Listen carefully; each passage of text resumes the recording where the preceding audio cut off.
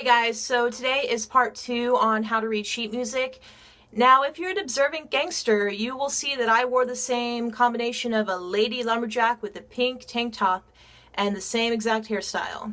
Don't worry, I'm not skimping out on laundry day. I just decided to do all in one shoot, and I'm just putting it in smaller bits for y'all so it'll be more easy to digest. So today we're going to be going over bass clef, treble clef, staff, and not MRSA staff, and lines and spaces. So that all adds up eventually into what a note is and basic notation. So enjoy the video.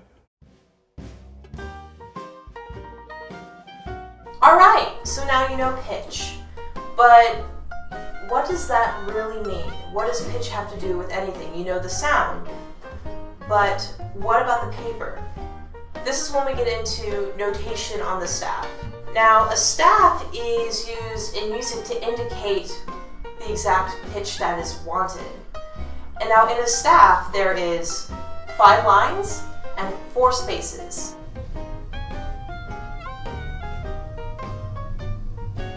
Cool. Every line and every space has a different name. First, we're going to start something out with the treble clef. Now, the treble clef is an addition called to the G clef, which you'll learn very quickly why it's called the G clef. In addition, it kind of looks like a fancy G. This is how you remember the names of the spaces and the lines on the treble clef staff, by these simple phrases. Every good boy does fine. Where are these lines located? Easy. Run up. Every good boy does fine. These are the lines. Now, do you remember how I called the treble clef the G clef? That's because right here in the little swirly, it goes right to the G line. So there you have it. You have your lines. What about the spaces though? Now that we have our lines labeled, we have to do our spaces. There's even no need for a slogan here. Just remember your face.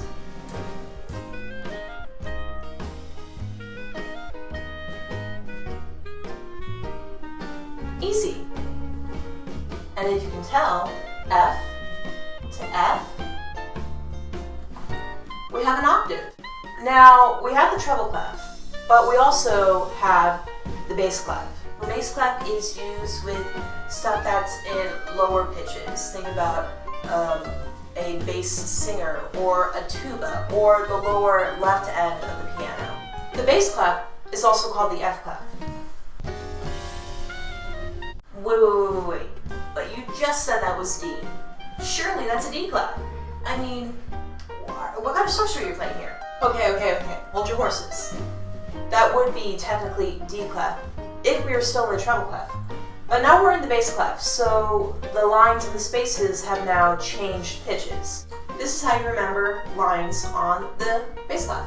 Good, basses, do, fine, altos. It's a little sexual, but it's funny. G, B, D, F, and A. Now for the spaces, we have the term, all cows eat grass. Oh, what do we got here? You can tell here, we have the A to A octave. So now we know the treble clef, and the bass clef, and the pitches, and the staff. But what happens when you put the treble clef and the bass clef together? In the world of music, we have ensembles, duets, solos, and trios. Not everyone can sing treble or bass, depending on how high or how low the instrument is. Sorry, sopranos, it's not always a solo. We put together the bass clef and the treble clef in the staff. We have something called the grand staff. Now in the grand staff, we could have a treble and a bass clef, or a C clef, depending on that. But we're not going to go over that today. The C clef is the devil. I'm sorry, string players. Please don't hate me. For example, in a piano, which has high and low, they're going to be needing both the treble and the bass clef. Or for example, in a choir, you're going to have your soprano voices, your alto voices, your tenor voices, and your bass voices that have different uses. Now, remember when I was referring back to middle C? There's a reason that the pitch of C4 is middle C.